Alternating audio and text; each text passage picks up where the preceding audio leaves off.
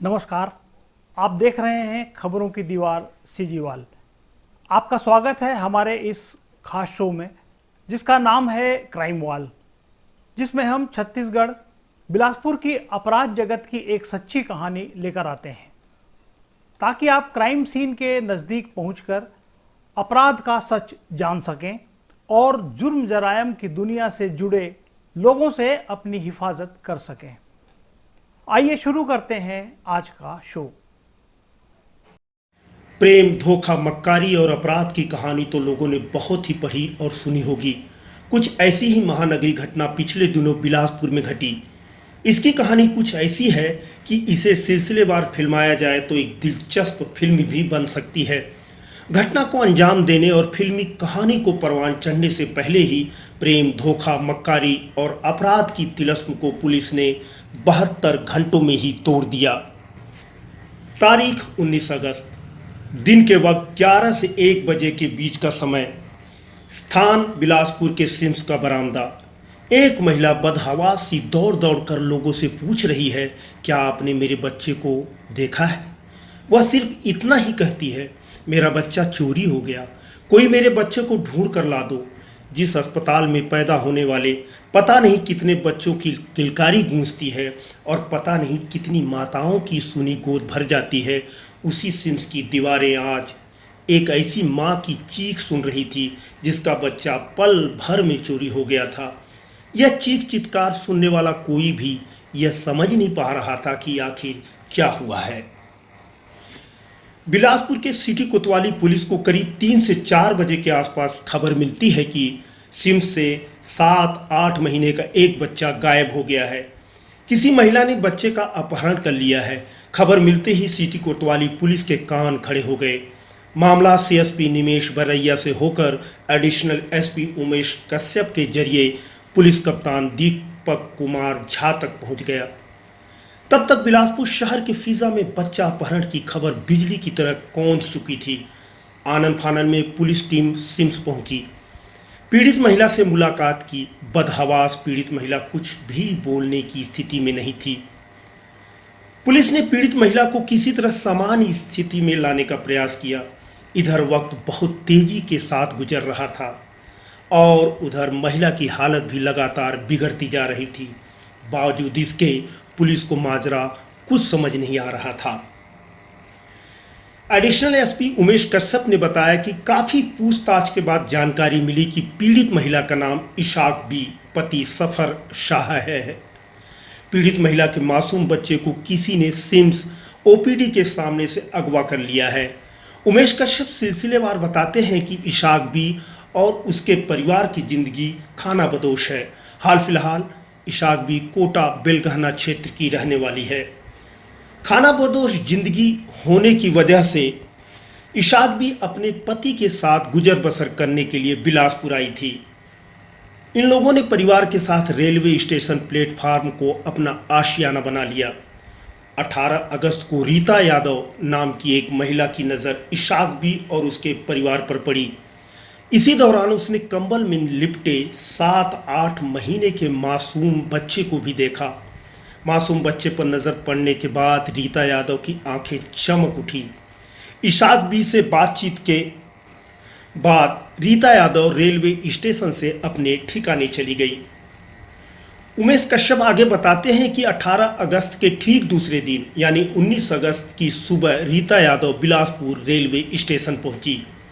उसने इशाक बी से इस दौरान बातचीत की। कंबल में लिपटे बच्चे की तरफ इशारा करते हुए पूछा कि क्या इसकी तबीयत खराब है। सांत्वना का मरहम पाकर इशाक बी ने दुखी मन से बताया कि बच्चा बीमार है। इतना सुनते ही रीता यादव ने बिना देरी किए हुए कहा कि वह सिम्स टीका लगवाने जा रही है। यदि बच्चे का इलाज करवाना चाहती है तो स्कूटी से उसके साथ चल सकती है। रीता ने यह भी बताया कि इलाज के साथ सिम्स में रुपए भी मिलेंगे। इतना सुनते ही इशाक बी सिम्स जाने के लिए तैयार हो गई। करीब 11 बजे के आसपास रीता यादव इशाक बी और बच्चे को लेकर सिम्स पहुंची। बच्चे के साथ दोनों सिम्स वेटिंग हॉल में ओपीडी के सामने बैठ गए। कुछ देर बाद रीता यादव ने इशाक बी से कहा कि वॉशरूम जाकर फ्रेश हो जाए और एक पर्ची भी कटवा ले। कहानी में एक नया मोड़ उस समय आता है जब इशाक बी अपने मासूम बच्चे को रीता यादव के हवाले कर वॉशरूम चली गई। कुछ मिनट बाद जब वह वॉशरूम से बाहर आई तो उसके पांव के नीचे की जमीन खिसक चुकी थी। वह इधर उधर पागलों की तरह बच्चे और महिला को तलाशने लगी। इशाक बी को ना तो महिला नजर आई और ना ही मासूम बच्चा ही कहीं दिखाई दिया। बदहवाशी में दौड़ते हुए वह महिला का हुलिया बताकर लोगों से मासूम के बारे में पूछती रही। करीब 3 घंटे बाद बच्चा गायब होने की जानकारी सिटी कोतवाली पुलिस तक पहुंची। खबर मिलते ही पुलिस मौके पर पहुंच गई। महिला की स्थिति बहुत ही खराब थी। वह दहाड़ मारकर बच्चे के लिए चिल्ला रही थी। सिटी कोतवाली सीएसपी निमेश वरैया ने बताया कि काफ़ी देर बाद इशाक बी कुछ बताने की स्थिति में आई। तब तक शहर और सिम्स में हड़कंप मच चुका था। आधी अधूरी जानकारी के बाद सारी कड़ियों को जोड़ते हुए पता चला कि किसी महिला ने बच्चे का अपहरण किया है। इसके बाद तत्काल सिम्स में लगे सीसीटीवी कैमरों को खंगाला गया। निमेश वरैया बताते हैं कि सीसीटीवी खंगालने का अभियान 19 अगस्त को देर शाम तक चला। इस दौरान 2 महत्वपूर्ण फुटेज हासिल हुए। फुटेज में मध्य प्रदेश पासिंग के 2 स्कूटी नजर आए। दोनों गाड़ियों को ऑनलाइन ट्रेस किया गया। इसमें एक गाड़ी डिंडौरी की थी। तत्काल पुलिस की एक टीम को पतासाजी के लिए डिंडौरी रवाना किया गया। दूसरी गाड़ी बिलासपुर में होने की खबर मिली। बिलासपुर में घूम रही मध्य प्रदेश की स्कूटी को तोरवा थाना क्षेत्र से चालक के साथ पकड़ा गया। चालक ने पूछताछ के दौरान बताया कि वह 19 अगस्त को फिटनेस सर्टिफिकेट बनवाने सिम्स गया था। पूछताछ में पुलिस को लगा कि एक अहम सुराग उनके हाथ लग चुका है। जब पता लगा कि फिटनेस सर्टिफिकेट बनवाने वाला ठीक उसी समय सिम्स में मौजूद था जिस समय वहां पर से एक बच्चा गायब हुआ था। इस शख्स को इशाक बी के सामने लाया गया। इशाक बी ने पहचानने से साफ इनकार कर दिया, लेकिन इशाक बी ने बताया कि जिस व्यक्ति ने महिला के साथ उसको स्कूटी पर बैठा कर सिम्स लाया था उसके भी बाल इसी तरह लाल थे। पुलिस ने व्यक्ति को 19 अगस्त को पहने गए कपड़े के साथ इशाक बी के सामने पेश किया। इशाक बी ने इस बार भी व्यक्ति को पहचानने से इनकार कर दिया। निमेश वरैया बताते हैं कि उस समय लगा जैसे पूरी मेहनत पर पानी फिर गया है, लेकिन पुलिस ने बच्चे की पतासाजी के लिए अपनी मुहिम लगातार जारी रखी। 19 अगस्त की पूरी रात पुलिस हाथ पैर मारती रही। देर रात तक रेलवे स्टेशन से सिम्स तक कमोबेश सभी रूट में लगाए गए सीसी कैमरे को खंगाला गया, लेकिन कुछ भी हासिल नहीं हुआ। एडिशनल एसपी उमेश कश्यप और सीएसपी निमेश वरैया ने बताया कि समय तेजी से गुजर रहा था। बच्चे को गायब हुए करीब 24 घंटे हो चुके थे। तब तक पुलिस के हाथ ऐसा कोई सुराग नहीं लगा था जिसके सहारे वह बच्चे तक पहुंच सके। लेकिन जिस तरह कोई वारदात होने के बाद लोगों को पुलिस पर भरोसा होता है, वैसे ही पुलिस भी अपने तहकीकात के भरोसे आगे बढ़ती रहती है। दूसरे दिन यानी 20 अगस्त को सिम्स पहुंचकर डीन कार्यालय के सामने लगाए गए सीसीटीवी कैमरे को खंगाला गया।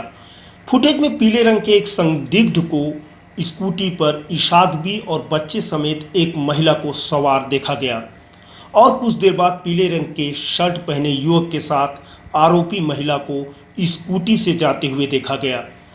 महिला सबसे पहले सिम्स के सामने मेडिकल दुकान में जाते दिखाई दी। पुलिस ने मेडिकल दुकान पहुंचकर सीसीटीवी को खंगाला। महिला बच्चे के लिए डायपर खरीदती पाई गई। डायपर लेने के बाद चालक और महिला दोनों ही स्कूटी से फरार हो गए। पुलिस को उस समय बड़ी सफलता मिली जब इस बार महिला की फोटो को इशाक बी ने तत्काल पहचान लिया। निमेश वरैया आगे बताते हैं कि यह अहम सुराग मिलने के बाद पुलिस को तफ्तीश में आगे बढ़ने का रास्ता मिल गया और तब से स्कूटी सवार व्यक्ति की तलाश शुरू हुई।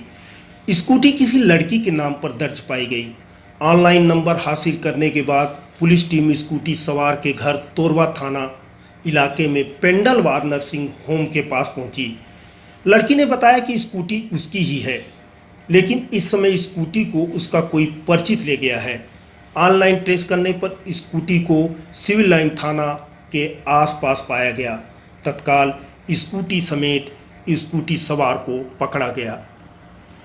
पूछताछ के दौरान स्कूटी सवार ने पहले तो गुमराह करने की कोशिश की, लेकिन फिर वह जल्द ही टूट गया। आरोपी ने अपना नाम पुष्पेंद्र गोड़ बताया। पुष्पेंद्र ने कबूल किया कि वह तोरवा थाना क्षेत्र स्थित रहने वाली लड़की को पहचानता है। उसी ने इशाक बी और उसके बच्चे को महिला के साथ सिम्स लाया था। बच्चे के साथ आरोपी महिला को सिम्स से 20 अगस्त दोपहर को रेलवे स्टेशन उसकी बहन ने छोड़ा है। पूछताछ के बाद पुलिस टीम महिला के घर गई। महिला के घर वालों ने पहले तो कुछ भी बताने से इनकार कर दिया। कड़ाई से पेश आने पर आरोपी महिला के घर वालों ने बताया कि रीता यादव बच्चे के साथ घर आई थी। कुछ देर रहने के बाद वह चली गई।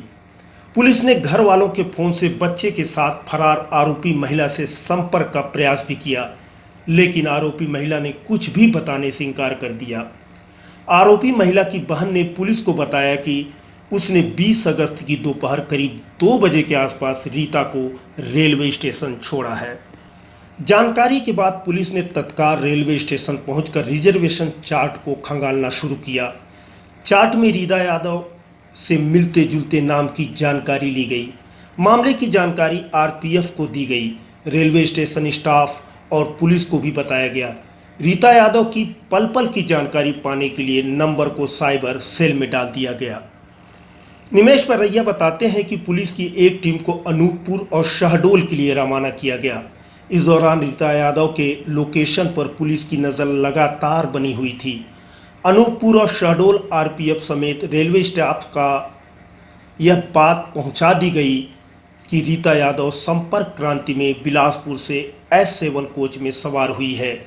आरोपी महिला डिब्बा बदल भी सकती है, इसलिए कमोबेश सभी बोगियों पर नज़र रखी जाए। उमेश कश्यप बताते हैं कि जैसे ही संपर्क क्रांति ट्रेन उमरिया पहुंची, इसके पहले ही रीता यादव के लोकेशन को ट्रेस कर लिया गया। आरपीएफ स्टाफ के पास रीता यादव और बच्चे की तस्वीर व्हाट्सएप से पहले ही पहुंच चुकी थी। आरोपी महिला को आरपीएफ और पुलिस स्टाफ ने उमरिया स्टेशन में शाम करीब 8 बजे उतार लिया। बिलासपुर स्टेशन पहुंचकर 21 अगस्त की अलसुबह करीब 4 बजे आरपीएफ की टीम ने आरोपी महिला और बच्चे को पुलिस के हवाले किया। डॉक्टरी चेकअप के बाद बच्चे को इशाक बी को सुपुर्द कर दिया गया।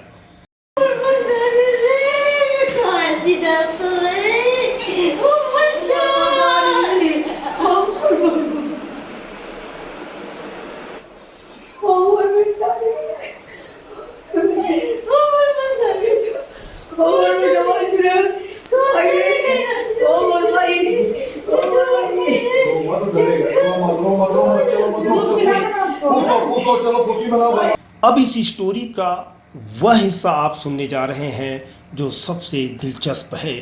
पुलिस को रीता यादव ने जो कुछ बताया वह किसी फिल्मी सुपरहिट कहानी से कम नहीं है। पूछताछ के दौरान पुलिस को रीता यादव ने बताया कि उसका प्रेमी साहिल दिल्ली में रहता है। करीब 1 साल से दोनों दूर हैं। प्रेमी को पाने के लिए बच्चा पैदा करने का नाटक करना पड़ा है।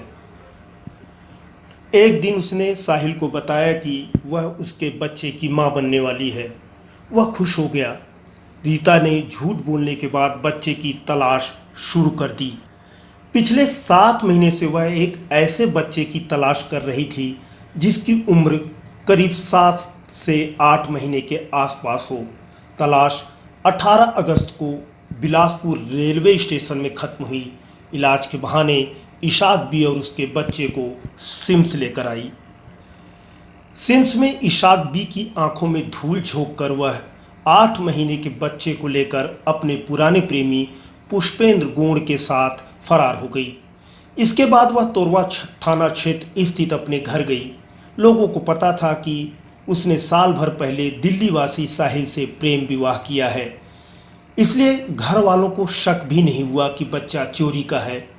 इसके बाद वह हिर्री माइंस में रहने वाली अपनी दोस्त हेमा कौशिक के घर भी गई।